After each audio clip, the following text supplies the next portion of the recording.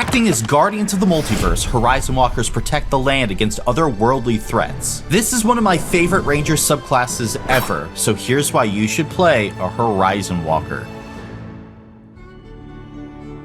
One of the Horizon Walker's greatest strengths is the flavor and diversity of its features. Each level grants you something new and unique to add to your overall arsenal. This subclass grows and evolves with your character over the course of a campaign in ways that other Ranger subclasses just don't. But other bad subclasses like the Four Elements Monk or the Arcane Archer have a lot of variety, but their features aren't good. Luckily, the Horizon Walker's features are a blast to use. Take the 11th level feature Distant Strike as an example. While this feature is mechanically powerful, allowing you to teleport across the battlefield and even giving you an extra attack, it is also fun to use, lending towards a very free-flowing combat style. You're ping-ponging across the battlefield, moving freely, attacking, teleporting, and overall being a menace. Each one of the Horizon Walker's features gives a certain dynamism to the subclass. But when you mix all these features together, the Horizon Walker becomes greater than the sum of its parts. Now, I also have to mention something incredibly important with the Horizon Walker. Its spell list is fantastic. I mean, just look at the spells the Horizon Walker has access to. Fantastic 4- and 5-star spells dominate the list. Misty Step and Haste being given for free is huge for this subclass. Getting these spells for free is massive, and I can almost guarantee you with the strength of these spells, you'll be using one at least every single session. Now, looking at the Horizon Walker's spell list and features, it should be easy to see that they bring a lot of utility to a party. However, a Horizon Walker is subtly one of the best damage-dealing Ranger subclasses out there. Their Planar Warrior feature is incredibly powerful. While other Ranger subclasses give extra damage once per turn, a D4 for the Fey Wanderer or the Swarm Keeper, or 1d6 for subclasses like the Monster Slayer, the Horizon Walker gives an extra 1d8 of damage.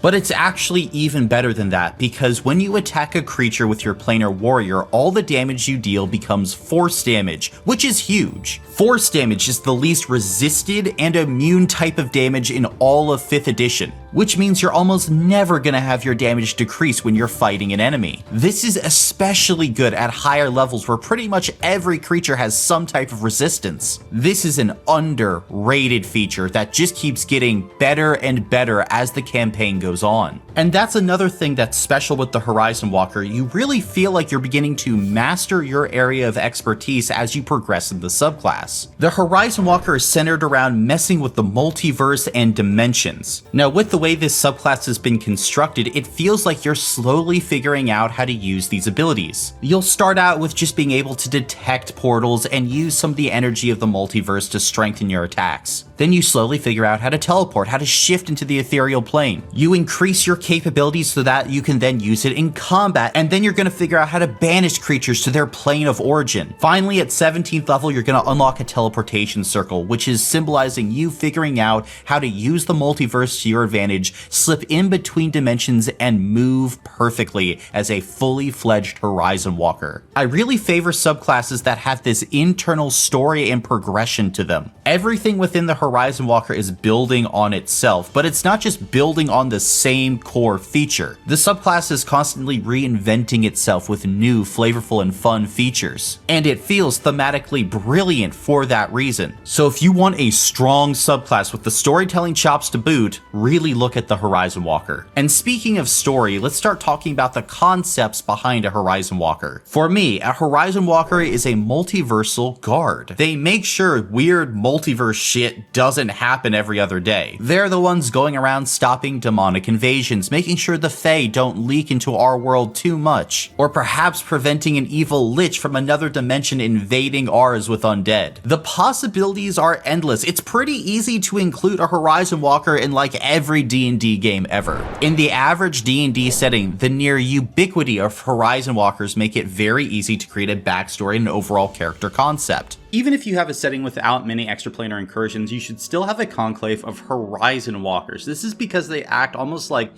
therapists for your world. You know how many people only seek therapists while they're in crisis, when it's actually better to seek professional help, like a therapist or the Horizon Walkers before these problems grow too large? they're like that. And if you aren't already talking to someone, consider checking out the sponsor for today's video, BetterHelp. They know that keeping on top of your mental health is easier when you're consistently talking to someone. At least for me, mental health is a constant journey. There are always going to be things that cause us ups and downs in life. For me, that's the YouTube comments section, and I can't let all those small things build up. That's why I love BetterHelp. They connect you with a licensed therapist who is trained to listen and give unbiased advice. You can set everything up from your phone or computer via phone call, video chat, or messaging. However you feel most comfortable. It is the easiest possible way to start talking to a therapist. First, you go to their site and use my link right here. Then you just answer a few questions and BetterHelp will match you to a professional who has years of experience helping people with struggles just like yours. BetterHelp will connect you with someone in usually only 48 hours. So thanks to my sponsor, BetterHelp. And now, back to the video. There are a few questions you should ask when you are creating a Horizon Walker. The first being, how did you become a Horizon Walker? What event got you to this point? Rangers, in general, are trained to become Rangers in a particular conclave. So who trained you? Was it a family member or a mentor? Or did some event happen in your life that caused you to run across another Horizon Walker doing their job, and they just happened to take you on as an apprentice? Figuring out how you became a multiversal guardian is a huge storytelling well that you should draw from. Plus, you should ask yourself, what did you experience when you were training to be a Horizon Walker? I mean, you didn't just learn how to find portals out of nowhere, so what kind of things did you experience? What did you have to do to gain these traits? Also, and this is a very simple question that we've kind of touched on before, but who exactly trained you? All Rangers have built-in NPCs in their backstory with their conclaves, but the Horizon Walker gives you an excuse to have built-in powerful and knowledgeable NPCs in your backstory. Giving your dungeon master an NPC who knows the multiverse and how to manipulate its energy is a gift. There's so much storytelling potential there. Plus, if you're trying to learn more about the campaign world in a game that you're playing, you give yourself an NPC that you can go and talk to. It can become very easy to make an NPC if you're working with your dungeon master that you can weave into the campaign at large. Lastly though, I suggest working with your dungeon master to sow the seeds of an even greater threat that the Horizon Walkers are dealing with. Whatever the scope of the campaign is, talk about something that the Horizon Walkers are worried about. And I mean worried about in an existential sense. A Mind Flayer invasion across the realms, the releasing of a dimension filled with eldritch evils, or whatever you want to come up with. This will give your Horizon Walkers a lot of depth and lore reasons why the Horizon Walkers aren't jumping in to fight every single problem. While your threat is somewhat important, most of the Horizon Walkers are off dealing with the bigger problem, the greater threat. And who knows, this might give your game master some storytelling ideas in the future. But now, this is this part of the video where I usually talk about multiclassing ideas, and here's the thing, I'm not going to give you any. I genuinely think that this subclass really benefits from being fully itself. I mean, of course, you can multi-class this subclass with Fighter, Cleric, Druid, what have you, but all the features of Horizon Walker are just so good and they work better together. Thus far, I've had 3 Horizon Walkers go fully from level 1 to level 20. None of them have regretted the choice of not multi-classing. This is a subclass that can stand on its own at all levels. I will give this though, because I suppose it's the closest thing to multiclassing. Flip when you get your Ethereal Step and Distance Strike features when you're playing a Horizon Walker, if your Dungeon Master allows it. I say this because most D&D campaigns will not get to level 11 where you get Distance Strike. The problem is that this feature is amazing and is easily in my top 10, if not my top 5 5th edition class features. We want your Horizon Walker to be using Distance Strike for as long as humanly possible. I've done this with more than half my Horizon Walkers so far and it has been awesome. The teleportation and the spice that Distance Strike adds to combat is 1000% worth it. Now you might be saying, well, that's an 11th level feature. It's going to be more powerful than a 7th level feature, so this would break the balancing of the game.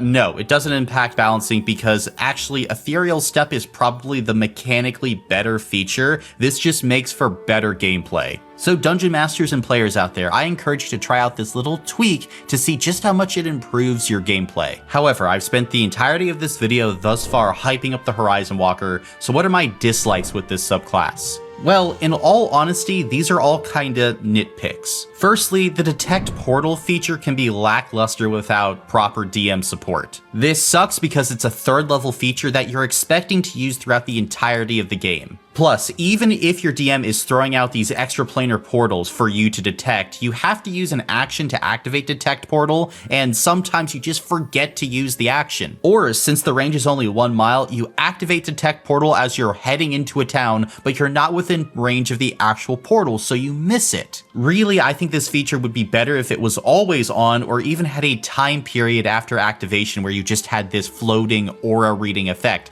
like 8 hours where you just sense the portals. Add on to the fact that you can only use this feature once every short or long rest, and you begin to understand why it's so hard to make use of detect portal. However, you can still play around detect portal and it won't affect your game much. The next problem is much more difficult to solve. In some homebrew campaign worlds, Horizon Walkers with their lore can cause problems. In the Forgotten Realms, the Horizon Walker is great, but your DM might not have this massive multiverse to draw from. In certain campaign worlds, I found that it feels like you are very much a fish out of water. This means that I think this is a subclass that you should absolutely ask your DM about before using it, and if they say no, that's okay. The Horizon Walker does not fit every single type of campaign. And lastly, this is very much a nitpick. The Horizon Walker is very bonus action heavy. You're constantly wanting to use your bonus action for things like you're playing a warrior or a Misty Step or a favored foe, and so that means that that bonus action is getting overloaded pretty much every fight. Now, the Horizon Walker very much relies on you using your bonus action correctly in combat, and if you don't use your bonus action, this subclass will falter. So for that reason, I don't believe the Horizon Walker is new player friendly. You should probably have at least 1 or 2 D&D characters underneath your belt before you attempt to try out this subclass. At least in my own experience, D&D players who are new that did not have a firm grasp of the rules and the action economy very much struggled to get the most out of the Horizon Walker. But will this bring down its overall score? I don't know. Let's get to the ratings. Same as always, 5 categories: roleplay, combat, spells, utility, and the X Factor. The X Factor is of course what separates this subclass from all the other Ranger subclasses. Starting off with roleplay, this was a hard one because in some campaigns the roleplay for this subclass is 20 out of 20, while in other campaigns it's 5 out of 20. It is my personal belief though that in the vast majority of average fantasy games and settings, the Horizon Walker has a place. Its overall subclass ideas that it brings forward are not going to be a problem. So for that reason, I'm not marking it down a ton, and I'm giving it a 17 out of 20. As for combat, this is one of the Horizon Walker's strengths, so I'm giving it an 18 out of 20. Planar Warrior, Distance Strike, and at higher levels Spectral Defense make this subclass an absolute powerhouse. Oh, and Haste. I forgot to mention Haste. You just get the Haste spell to cast on yourself. Or others, but you know, what's the fun of that? However, once you put all these features and spells together, by 11th level, you can very easily be doing 4 attacks a turn. That is absolutely phenomenal for a Ranger, and it allows you to output incredible amounts of damage. Now, this damage is kind of a house of cards. There's a lot of things a Dungeon Master can implement to help mitigate the damage. But even if you're not operating at max efficiency, the Horizon Walker is still incredibly powerful just because of the fact that your Planar Warrior feature allows you to do only force damage. I cannot stress just how powerful this is in the average game, especially if you're running a pre-written adventure. Oh my god. None of these monsters are resisting force damage. So do not sleep on just how good the Horizon Walker is in combat. 18 out of 20. Next up, we're talking about the spells this subclass gives you access to, and I'm going to repeat the score for combat, 18 out of 20. The only spell in the spell list that I think might be kind of middling is Protection from Evil and Good, but even then, the Horizon Walker gets so many other amazing spells, I don't really think it matters. So when your spell list is made up of 4 key, core, signature spells, I have to give you an 18 out of 20. It's just phenomenal. And partially because the spells and because the features are so good, I get to give the Horizon Walker, when we're talking about utility, a 19 out of 20. The utility of the Horizon Walker starts out a bit slow. Detect Portal isn't that great. However, once you get to 5th level, you pick up Misty Step, which is an incredibly powerful utility spell for moving around not only combat battlefields, but puzzles and things of the like. And then once you hit 7th level and you get your Ethereal Step, giving you access to the Etherealness spell once per short rest, your utility jumps through the roof. Yes, I'm aware the Etherealness spell only lasts until the end of your turn. However, that really isn't the point. What you're getting is a full 6 seconds of not only flight, but the ability to phase through solid objects. A Horizon Walker with Etherealness can turn most dungeon puzzles and traps into a joke. And again, the fact that it comes back on a a short rest is crazy. You get multiple casts of etherealness in every dungeon you're in past 7th level. That is crazy. Combine this with other utility spells like banishment and teleportation, and I suppose even haste has its uses when it comes to utility, and you just have a subclass packed with the ability to help the party in so many different ways. That's not even mentioning the base ranger kit, which provides a lot of in-party utility. So the Horizon Walker pretty solidly is making it out with a 19 out of 20. And finally, we have the X factor of the Horizon Walker. But what is the X factor of this subclass? Well, to me, it's all about the manipulation of multiversal energies. This is primarily shown in the Horizon Walker through two main avenues, either teleportation or self-buffing. And then you have Detect Portal, which is just thrown in there. But overall, as I'm looking at this subclass, does it play differently than every other subclass? Yes, it does. And are the features of this subclass not only unique, but powerful too? Yes, they absolutely are. Furthermore, the features of this subclass work well together and reinforce the overall concept of the Horizon Walker. This subclass's X Factor checks every box, so I'm giving it an easy 20 out of 20. One of the best core subclass designs Wizards of the Coast has ever done. And so when we tally up all the scores of all these ratings, we are left with a staggering 92 out of 100. The Horizon Walker is truly an exceptional subclass, a powerful multiversal guardian, and something I advise every 5th edition player to try out at least once. However, if the Horizon Walker isn't for you or doesn't work in your campaign, might I suggest checking out this video right here. Also, consider heading over and checking out my Patreon, where I offer one-on-one DM coaching and other great goodies for you if you sign up. And thank you for entering the dungeon.